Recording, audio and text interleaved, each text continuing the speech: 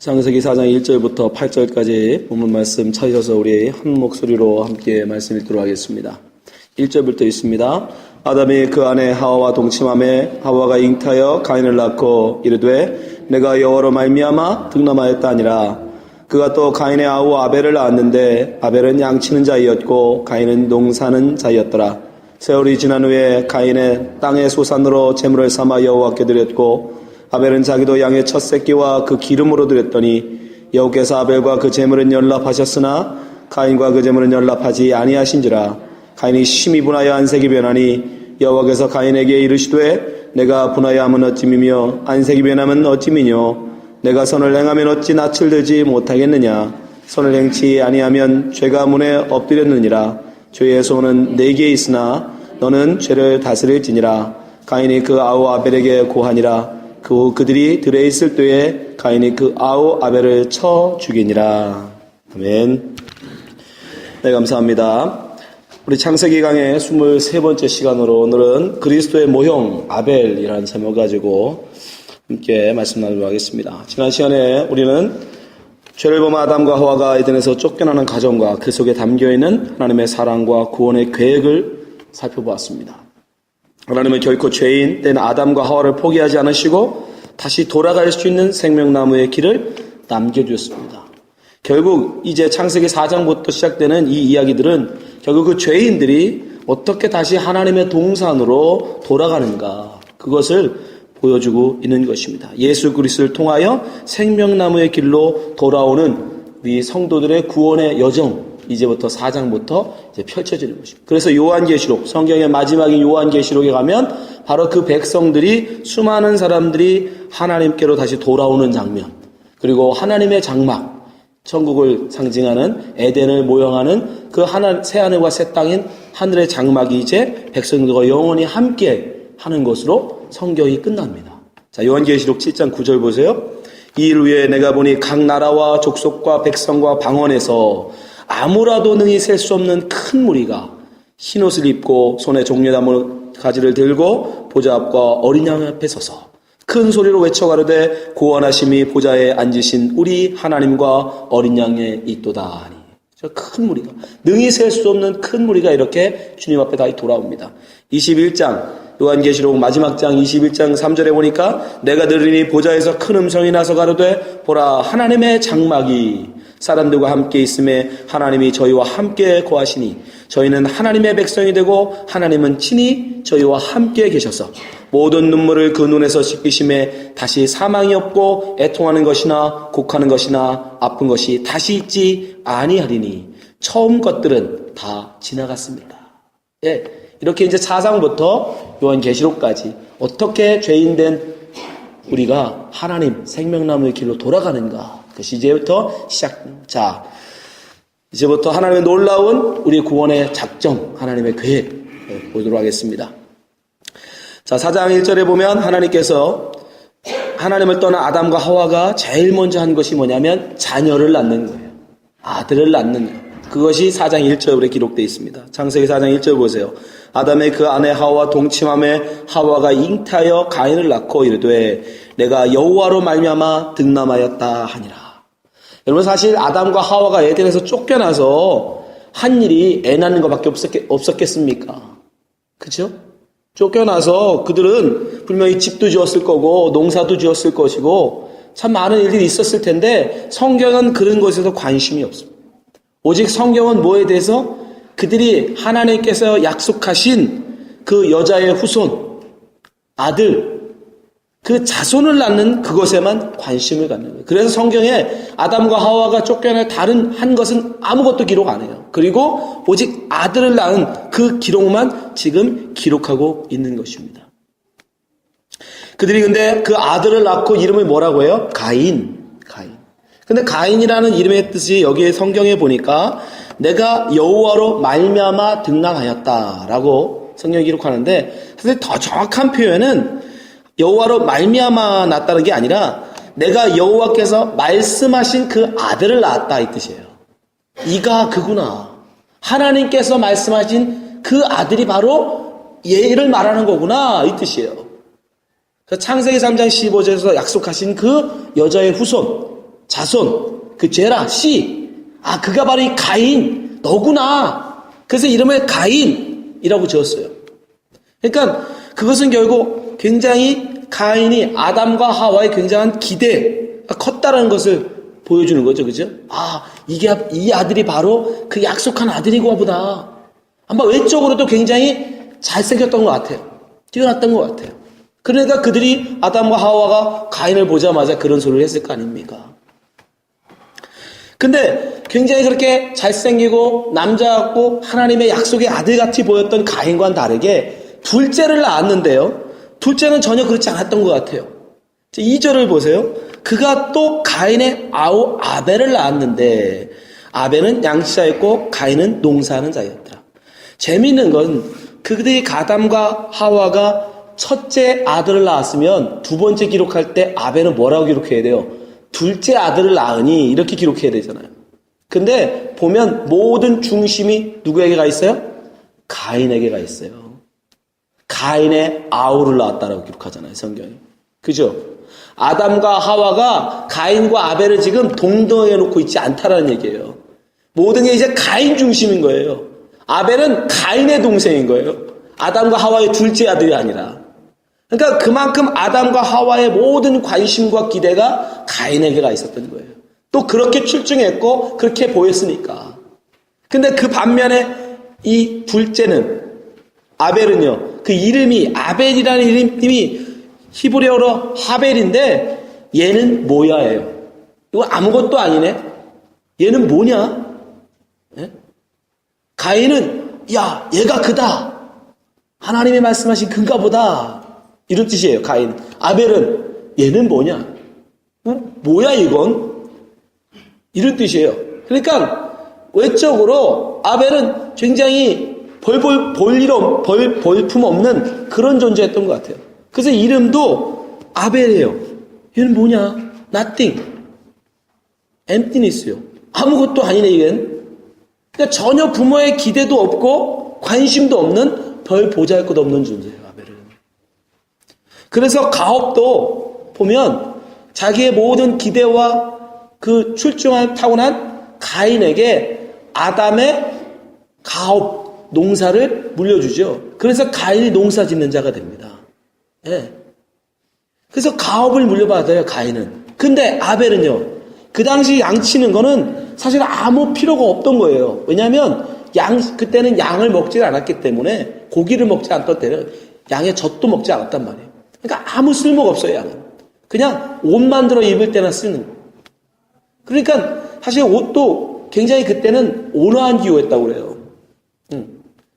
비도 이렇게 오지 않는 그런 아주 온화한 그런 곳이었기 때문에 옷도 그렇게 필요하지도 않았던 때란 말이죠. 그런 때에 그냥 아벨 너 뭐 할 거 없으니까 그냥 그거라도 해라. 그거라도 해라. 그러니까 사회적으로 인간적으로 정말 별 볼일 없는 쓸모없는 그런 존재. 그게 바로 아벨이에요. 그게 아벨. 근데 대반전이 일어나죠.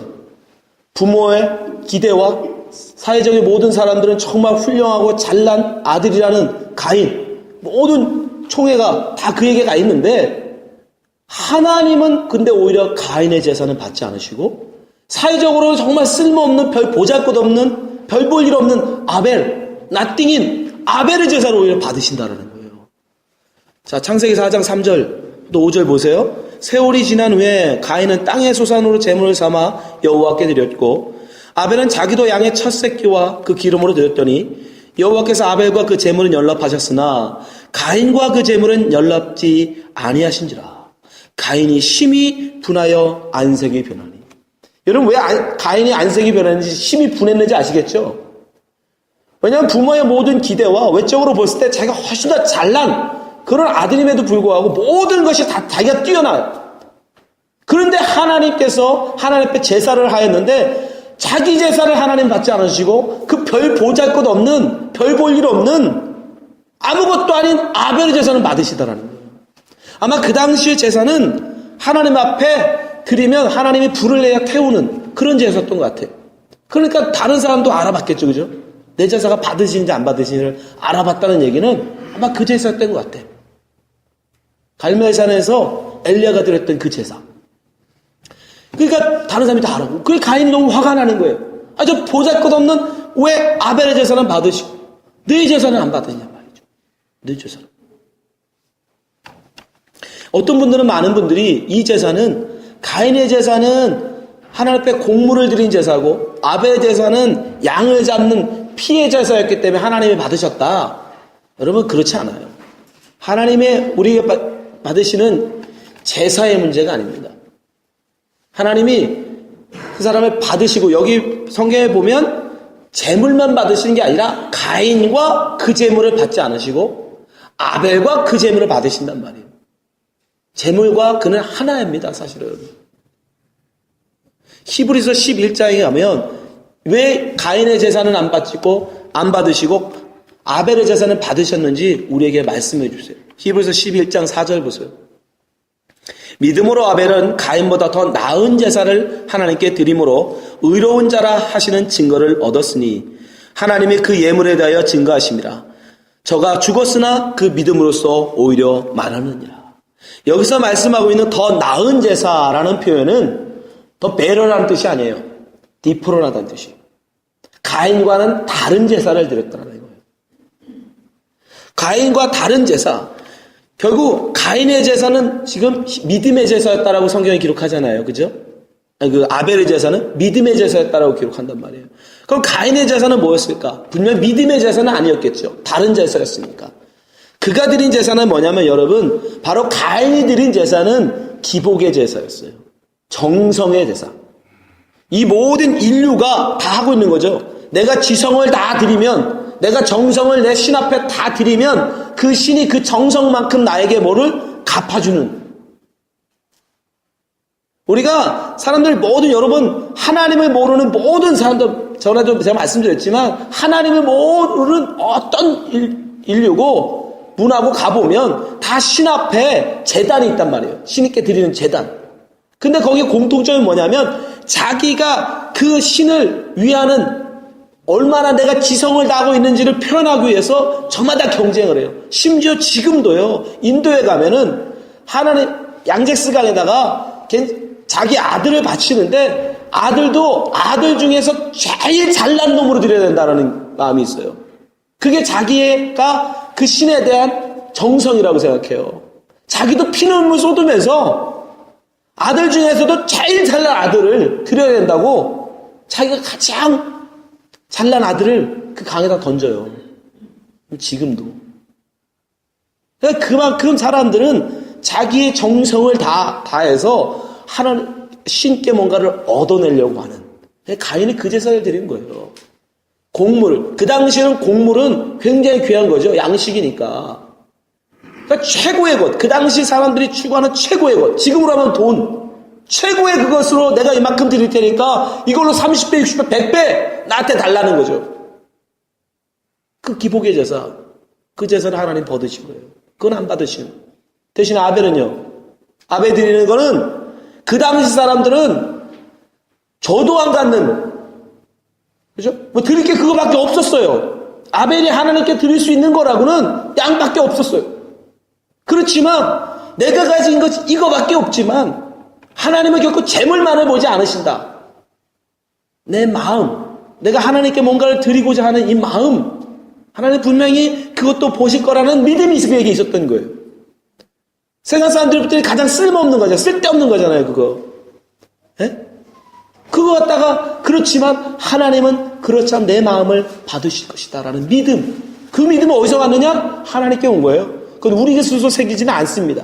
하나님께서 태초에 작정하신 자에게 그 믿음을 주시더라는 거예요. 아무것도 기대할 수 없는 그 상황 속에서 그 믿음. 모든 사람들이 배우지 않아도 자기 신 앞에 자기의 최고의 것을 갖다 드리는데 아벨은 그렇지 않더라는 거예요. 왜? 믿음의 사람이었기 때문에. 히브리서가 지금 그걸 우리에게 증명하고 있는 것입니다. 결국 그래서 가인의 제사는 하나님께서 받지 않으시고 아벨의 제사는 하나님께서 받으세요. 그래서 어떻게 합니까? 가인이 화가 나죠. 사실 이걸 보아도 알 수 있어요. 아벨은요, 만약에 하나님이 아벨의 제사를 받지 않았을 때 아벨이 화를 냈을까 안 냈을까요? 화내지 않았을 거예요. 어차피 내가 하나님 마음을 받지 않으신다 할지라도 내가 하나님이 살리시면 살고 죽으면 죽는 그런 아무것도 아닌 나는 그저 먼지 같은 존재인데 내가 하나님 앞에 제사할 수 있는 것만으로 나는 감사합니다. 아마 그랬을 거예요. 그러나 가인은요, 지성을 당하는 여러분 제사는 반드시 거기에 대한 보응을 받기를 원해요. 여러분, 내가 가장 사랑하는 아들을 갖다가 드렸는데 그 신이 나에게 아무것도 안 해줘. 얼마나 여러분, 그죠? 배신감이 크겠습니까? 똑같은 거예요. 그래서 가인은 자기의 지성을 다한 제사에 하나님이 연락지 않으시니까 거기서 화를 내기 시작합니다. 창세기 4장 5절부터 7절 보세요. 가인과 그 제물은 연락지 아니하신지라. 가인이 심히 분하여 안색이 변하니. 6절 여호와께서 가인에게 이르시되 내가 분하여 함은 어찌미며 안색이 변함은 어찌미뇨. 7절 내가 선을 행하면 어찌 낯을 내지 못하겠느냐. 선을 행치 아니하면 죄가 문에 엎드리느니라. 죄의 소원은 내게 있으나 너는 죄를 다스릴지니라. 여기서 우리는 한 가지를 더 볼 수 있죠. 죄라는 것이 하와 때는 뱀을 통하여 외부에서 우리에게 들어왔어요. 그렇죠? 전에 말씀드렸잖아요. 죄가 하와에게서 발생된 게 아니라 외부에서 뱀이라는 것을 통해서 마귀가 들렸단 말이죠. 근데 지금은요, 하나님의 음성이 지금 들려짐에도 불구하고 그 말씀을 거역하고자 하는 마음, 그게 죄인데 그 죄가 어디에서? 가인의 마음에서 솟구쳐 나오고 있다는 거예요. 그게 우리입니다. 에덴에 쫓겨난 우리가 이제는 죄가 어디 있냐면 우리 속에 있는 거예요. 다른 말로 마귀가 우리 속에 있는 거예요. 이런 마귀가 뱀을 통해서 오지 않아요. 왜요? 이미 우리 속에 있는데 뭘 굳이 외부에서 옵니까, 여러분? 이제 마귀가 머리 휘날리면서 흰옷 입고 입에 칼 물고 안 온다니까요. 여러분 속에 다 마귀가 있잖아요, 여러분. 돈 앞에서는 형제고 시어머니고 남편이고 서슴없이 양맥을 죽이는 그런 마귀적 속성이 다 우리 속에 내포되어 있어요. 명예를 위해서라면 누구도 스스이고 뭐고 짓밟고라도 올라가려고 하는, 쟁취하려고 하는 그 마음. 내 불을 채우기 위해서라면 나라를 팔아서라도 얻고자 하는 그 마음. 마귀가 우리 속에 다 보이죠? 보세요. 하와는 뱀을 통하여 마귀가 말을 전달했는데 이제 이 속에 하나님의 말씀을 거역하고 동생을 때려 죽이고 싶은 그 마음이 속에서 올라오고 있다라는 것입니다. 결국 근데 어떻게 합니까? 그것을 다스리지 못하죠.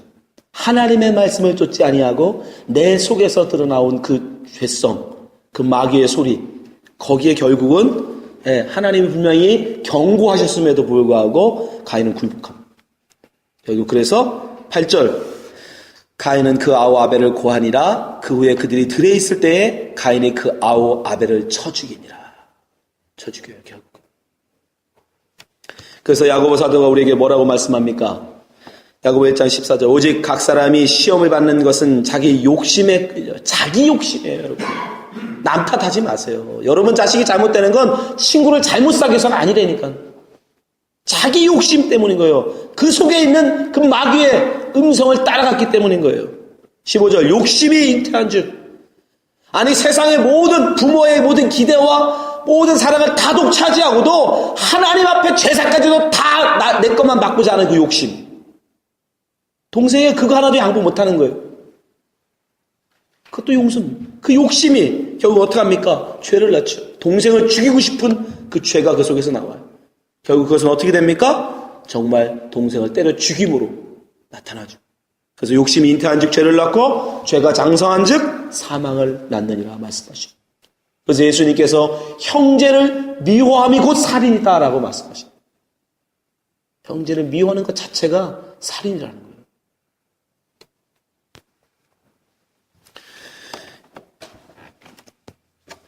세상 사람들 아담과 하와의 인간적인 눈으로 볼 때는 가인이 하나님의 약속의 자녀인 줄 알았어요.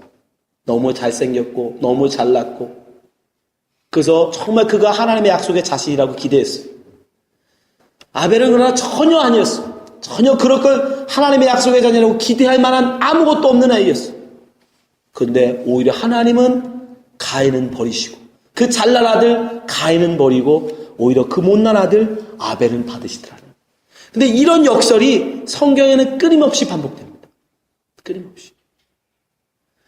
고린도서 1장 26절에도 보세요. 형제들아 너희를 부르심을 보라. 육체를 따라 지혜 있는 자가 많지 아니하며. 초대교회에 하나님의 백성, 주의 제자들로 부름받은 사람들을 보니까 육체를 따라 지혜 있는 자가 많지 않더라는 거예요. 능한 자가 많지 아니하며 문벌 좋은 자가 많지 아니하다. 27절. 그러나 하나님께서 세상에 미련한 것들을 택하사 지혜 있는 자들을 부끄럽게 하려 하시려고 세상에 약한 것들을 택하사 강한 것들을 부끄럽게 하려 하시며 하나님께서 세상에 천한 것들과 멸시받는 것들과 없는 것들을 택하사 있는 것들을 폐하려 하시나니 이는 아무 육체라도 하나님 앞에서 자랑하지 못하게 하려 하심이라. 이 말씀이 벌써 가인과 아벨 때부터 시작되는 거예요. 잘난 가인, 못난 아벨. 그러나 오히려 하나님은 잘난 가인은 버리시고 그 못난 아벨을 택하시더라는 거예요. 아브라함의 아들, 그 잘난 이스마엘 첫째 아들은 버리시고 약속의 아들 이삭을 택하시죠. 이삭의 아들이었던 에서와 야곱은 어떻습니까? 그 남자답고 사내다운 에서는 버리시고 여자애 같은 그 연약한 야곱을 하나님이 택하시죠. 끊임없이 반복하세요. 장자였던 루벤은 버리시고 연약하게 짝이 없던 요셉은 하나님이 택하셔. 그 누가 봐도 정말 목이 하나 더 있고 키 크고 훌칠한 그 사울은 하나님이 버리시고 연약한 막내 다윗은 하나님이 택하세요. 압살롬, 누가 봐도 흠모할 만큼 남자가 봐도 매력적이었던 압살롬은 하나님 버리시고 연약하게 짝이 없던 솔로몬은 하나님이 택하시고. 성경은 끊임없이 우리에게서 이렇게 말씀하고 있어요. 세상 눈으로 봤을 때, 야, 그가 진짜 하나님의 자녀가 아닌가, 하나님의 그 말씀하신 그가 아닌가라고 기대하지만 세상에서는 정말 뛰어나고 세상으로 볼 때 정말 대단해 보이지만 세상에서 별 보잘것 없는 자들을 하나님은 들어서 오히려 하나님의 약속의 말씀들을 이루어 가신다라는 것입니다. 왜 그렇습니까? 바로 그 속에 예수 그리스도의 모습을 담고 있기 때문에. 왜 하나님께서 가인은 버리시고 아벨을 택하십니까? 바로 아벨의 예수 그리스도의 삶을 모형하고 있기 때문에. 보잘것 없는 자로, 이 땅에서 보잘것 없는 자로 태어난 아벨. 이름마저도 나띵인 아벨. 부모의 기대마저도 받지 못하고 결혼도 못하고 자식도 남기지 못하고 들에서 쓸쓸히 죽어간 아벨. 누구의 모습이에요? 예수님의 모습 아닙니까? 말구이에 태어난 아기 예수. 저 갈릴리 나사렛이라는 촌동네에 가난한 목수의 아들로 자라난 예수. 결혼도 못하시고 자식도 남기지 못하시고 십자가에서 쓸쓸히 죽어가신 그 예수의 모습을 아벨이 모형하고 있는 거예요. 이 땅에 하나님의 약속의 자녀들은 그렇게 왔다 가는 겁니다. 세상의 모든 기대와 세상의 모든 주목을 받고 승승장구하는 모습이 아니에요. 그저 볼 일 없는 아벨로 와서. 그것이 바로 예수의 삶인 겁니다. 이사야는 그리스도의 모습을 이렇게 예언했어요. 이사야서 53장 1절. 우리의 전한 것을 누가 믿었느냐? 여호와의 팔이 누구에 나타났느냐? 그는 주 앞에서 자라나기를 연한 순 같고 마른 땅에서 나온 줄기 같아서. 가뭄에 여러분 나오는 싹들은 어떻게 생겼는지 아시죠? 굉장히 못생깁니다. 고운 모양도 없고 풍채도 없습니다. 외구도 체구도 작았던 것 같아요. 우리의 보기에 흠모할 만한 아름다운 것이 없도다. 너무 못생겨서 차마 쳐다보지도 싫을 정도였더라는 거예요. 여러분 성화에 보면 예수님이 막 되게 멋있게, 여러분 그런 분 죄송하지만 천국 가서 못 찾습니다. 그런 분은 안 계세요. 천국에 가면. 예수님은 누구보다도 못생긴 작은 체구에 별 보잘것없는 존재로 아벨처럼 이 땅에 오셨어요. 근데 그가 하나님의 약속의 자녀였더라는 거예요. 아벨은 또 어떻습니까? 형제에게 죽임을 당하죠. 아벨이 형인 가인에게서 죽임을 당하는 이유가 뭐예요? 다른 거 없어요. 그저 하나님 앞에 하나님이 받으실 만한 의의 제사를 드렸다는 이유만으로. 그러니까 하나님 앞에 너무 잘 잘 살아서 형의 미움을 받아 죽어요. 치기를 받아 죽습니다. 누구처럼? 예수님처럼. 예수님 왜 맞아 죽습니까? 왜 유대인들에게 맞아 죽어요? 너무 의의 말씀을 선포하셨기 때문이죠. 그리고 아벨은 자기의 죽음으로써 기꺼이 자기의 죽음을 기꺼이 받아들입니다. 창세기 4장 8절에 보면 가인이 그 아우 아벨에게 고하니라. 이 고하다라는 게 뭐냐면 야 나랑 좀 밭에 좀 가자 이 얘기예요. 권하다라는 거예요. 너 나랑 저 들에 좀 나갈래? 여러분 아벨이 바보입니까? 가인이 지금 제사로 말미암아 지금 자기에 대해서 화가 나 있다라는 걸 자기가 왜 모르겠어요? 힘으로는 싸움이 안 된다는 걸 왜 모릅니까? 나가면 자기를 죽일 수 있다는 걸 왜 몰라요? 그럼에도 불구하고 어떻게 해요? 네 그러지요 형님. 기꺼이 가더라는 거예요. 맞아 죽을 거 알고. 그리고 들에서 맞아 죽어요. 혼자 쓸쓸히. 누구처럼? 예수님처럼. 예수님이 갈릴리에서 예루살렘에 올라가시면 이제 그 대제사장에 잡히고 결국은 유대인들에 의해서 십자가에 죽으실 걸 알고도 뭐 하세요? 말리는 베드로를 뿌리치시고 결국 올라가시죠. 마태복음 16장 21절 보세요. 이때로부터 예수 그리스도께서 자기가 예루살렘에 올라가 장로들과 대제사장들과 서기관들에게 많은 고난을 받고 죽임을 당하고 제3일에 살아나야 할 것을 제자들에게 비로소 가르치시니 예수님은 알고 계셨어요. 그러니까 베드로가 어떻게 합니까? 22절 베드로가 예수를 붙잡고 가나야 가라되 이 가나다가 꾸짖다요. 그러면 안 돼요 예수님. 말이 됩니까? 그 죽을 자리를 왜 갑니까? 주여 그리 마옵소서. 이는 결코 주에게 미치지 아니하려 내가 지킬 겁니다. 내가 절대로 그렇게 못하게 할 겁니다. 23절 예수께서 돌이키시며 베드로에게 이르시되 사단아. 그게 사단이래요 여러분. 내가 죽을 거 알고도 그 길을 걸어가는 것을 거부하고 막는 건 사단이라는 겁니다. 사단아 내 뒤로 물러가거라.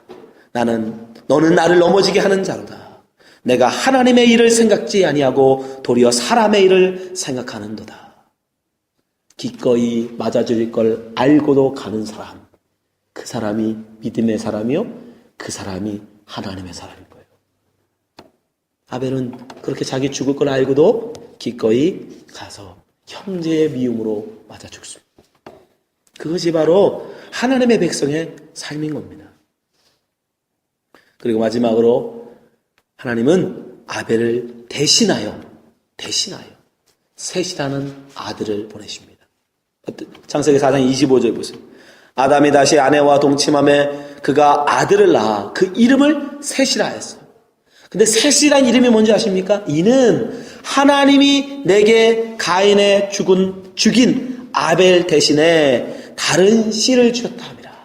원래는 가인을 보고 씨라고 했잖아요. 그죠? 이가 그다.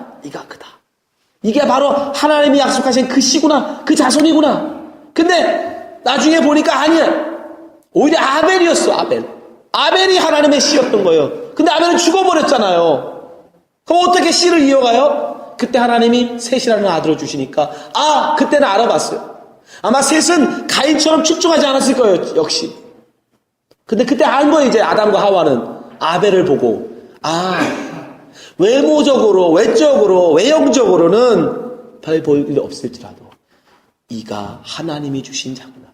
대신하여 아벨을 대신하여 하나님이 주신 씨.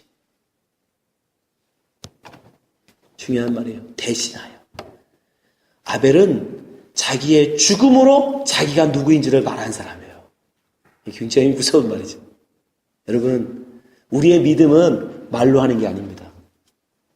나는 그리스도인입니다라는 걸 여러분 말로 할 수는 없어요. 오직 뭘로? 죽음으로만 증명할 수 있어요. 죽음으로만. 근데 중요한 건 세상은 그러면 끝이라고 생각하잖아. 저 들에 가서 맞아 죽으면 누가 나를 알아줘? 아니요. 믿음은 영원히 죽지 않고 하나님이 그것을 전하신다고요. 히브리서 12장 4절 다시 보겠습니다. 믿음으로 아벨은 가인보다 더 나은 제사를 하나님께 드림으로 의로운 자 하시는 증거를 얻었으니 하나님이 그 예물에 등가하시라. 저가 죽었으나 죽었으나 그 믿음으로써 오히려 말하느니라. 다르게 얘기하면 그가 죽음으로 오히려 말하느니라. 하나님의 백성은 참된 그리스도인은 말로 자기의 그리스도인을 증거한다는 게 아닙니다. 죽음으로 자기 그리스도인을 증거하는 거예요. 왜요? 예수가 그러하셨으니까. 예수도 역시 당신이 그리스도이심을 말로 하지 않으셨어요. 수많은 사람들이 그 기적 앞에 당신 그리스도 아닙니까? 부르셨지만 대답지 않으십니다. 그리고 뭘로 증명하세요? 십자가의 죽음과 부활로 내가 그리스도임을 증거하세요. 고린도서 15장 3절 보세요. 내가 받는 것을 먼저 너에게 전하였노니 이는 성경대로 그리스도께서 우리 죄를 위하여 죽으시고 4절 장사 지낸 바 되었다가 성경대로 사흘 만에 다시 살아나사. 왜? 그것도 하나님이 정하셨기 때문에 그래요. 하나님이 그러라고 정하셨어. 죽음으로 말하라고. 죽음으로 네 믿음을 말하라고. 죽음으로 너의 그리스도임을 증거하라고. 그래서 말씀대로 정말 죽음으로 주님은 성경대로 하나님의 계획대로 죽음으로 당신의 그리스도임을 증거했어. 그랬더니 어떻게 됩니까? 요한복음 2장 22절 죽은 자 가운데서 다시 살아나신 후에야 제자들이 이 말씀하신 것을 기억하고 성경과 및 예수의 하신 말씀을 믿었더라. 우리도 마찬가지입니다, 여러분. 우리의 그리스도됨 말로 되는 게 아닙니다.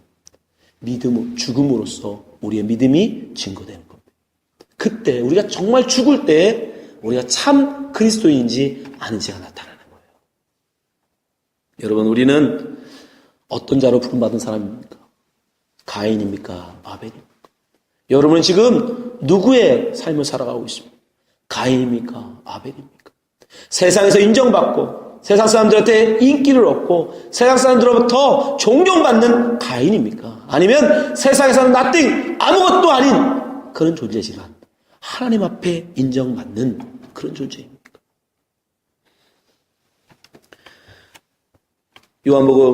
요한 1서 3장 12절에 요한은 우리에게 이렇게 권면합니다. 가인같이 하지 말라.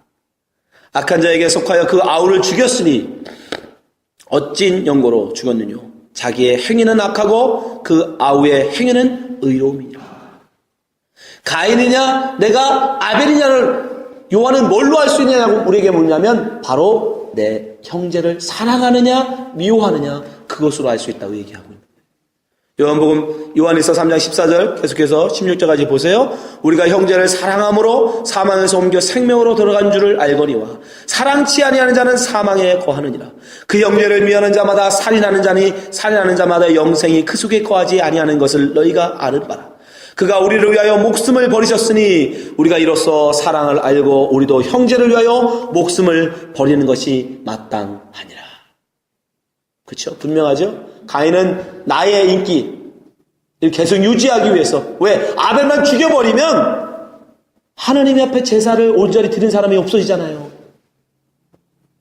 그러니까 자기의 그 인기를 유지하기 위해서 아벨을 죽여버리는 거예요.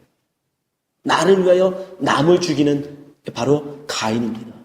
그러나 아벨은요, 형이 자기를 죽이려고 지금 들러가자는 걸 알매도 기꺼이 형제를 위하여 자기를 목숨을 내어놓는 사람. 그게 바로 아벨이에요. 그게 바로 그리스도의 모습이고 그게 바로 그리스도인의 갈 길입니다. 그런데 당연히 그 속에서 형제 사랑, 내 이웃을 내 몸처럼 사랑하라는 예수님의 그 사랑 행할 수밖에 없죠. 그래서 예수님이 우리에게 주신 계명, 요한복음 13장 34절 새 계명을 너희에게 주노니, 예수님이 10계명, 10계명을 2계명을 주고 2계명을 다시 1계명으로 딱 우리에게 주셨어요. 서로 사랑하라. 내가 너희를 사랑한 것 같이 너도 서로 사랑하라. 그 사랑이 뭐예요? 남을 위하여 내 목숨을 내어놓는 사랑. 너희가 서로 사랑하면 이로써 모든 사람이 내 제자인 줄 알리라. 근데 우리가 그 사랑하면 어떻게 되죠? 우린 죽어요. 그렇잖아요. 나를 죽여 남을 살리는 사랑이야 사랑이니까. 그래서 그 사랑을 하면 난 죽어요. 근데 내가 그렇게 죽어야 많은 사람이 내가 제자인 줄 안다고요. 이해되시죠? 그걸 아벨을 지금 보여주시는 아벨을 통하여. 참된 하나님의 자손들은 이 땅에서 별 볼 일 없는 자로 여러분 살아갈 수밖에 없어요. 이름 없는 자로 살아갈 수밖에 없습니다. 그러나 세상은 몰라져도 하나님은 잊지 않으십니다. 오직 하나님은 그만 바라보세요. 오직 그만 바라보세요. 여러분, 이 땅에서 아벨로 사는 삶은 고단할 수 있습니다. 힘겨울 수 있어요. 괴로울 수 있어요. 그러나 여러분, 잘 가시는 겁니다. 주님이 가신 길이고 주님도 그 길을 인내하시고 견뎌지고 가셨어요. 그러니 그 주님을 따르는 그리스도인들도 당연히 그래야 되지 않겠습니까? 마지막으로 히브리서 12장 1절 2절 말씀 읽고 마치겠습니다. 이러므로 우리의 구름같이 둘러싼 허당한 증인들이 있으니, 오늘은 아벨밖에 얘기 안 했지만 앞으로 계속 나올 거예요. 이런 증인들, 아벨과 같은 삶을 살다간 증인들, 그리스도의 모형으로 살다간 수많은 증인들, 모든 무거운 것과 얽매이기 쉬운 죄를 벗어버리고 인내로써 우리 앞에 당한 경주를 경주하며 믿음의 주여 또 온전케 하시는 예수를 바라보자. 믿음의 주는 누구냐? 예수입니다. 예수님만으로 우리에게 믿음이 주어지는 거예요. 믿음. 세상에 그런 것 없어도 주님의 위로만으로 갈 수 있는 믿음, 그건 주님이 주신다는 거예요. 저는 그 앞에 있는 즐거움을 위하여 십자가를 참으사 부끄러움에게 있지 아니하시더니 하나님 보좌 우편에 앉으셨느니라. 여러분은 뭘 원하십니까? 이 땅에서 왕의 보좌입니까? 아니면 하늘나라에서 하나님 우편 옆에 있는 보좌입니까? 그것은 여러분의 믿음에 달려 있습니다. 저는 바라기는 여러분들이 비록 이 땅에서는 아벨로 살지라도 나중에 승리하여 하나님 보좌 우편에 앉는 그런 영광스러운 하나님의 제자가 되시기를, 자녀가 되시기를 주님으로 축원합니다. 기도하겠습니다. 하나님 아버지, 우리로 하여금 아벨의 삶을 배우게 하심을 감사합니다. 보게 하심을 감사합니다. 주님, 아벨의 삶이 비록 고단하고 힘든 삶이랄지라도 주님의 가신 길이고 주님이 우리에게 바라시는 삶이지만 우리가 어찌 그 길을 거부할 수 있겠습니까? 주님, 우리도 그 길을 묵묵히 걸어가는 주의 백성 되게 하여 주옵소서. 주의 자녀 되게 하여 주시옵소서. 우리에게 인내할 힘을 주시고 견뎌낼 수 있는 용기를 주시고 하나님, 그 모든 것을 하나님 이기고 주 앞에 나가 주의 보좌 우편에 앉는 그 영광을 누리게 하여 주옵소서. 예수님 이름으로 기도합나이다. 아멘.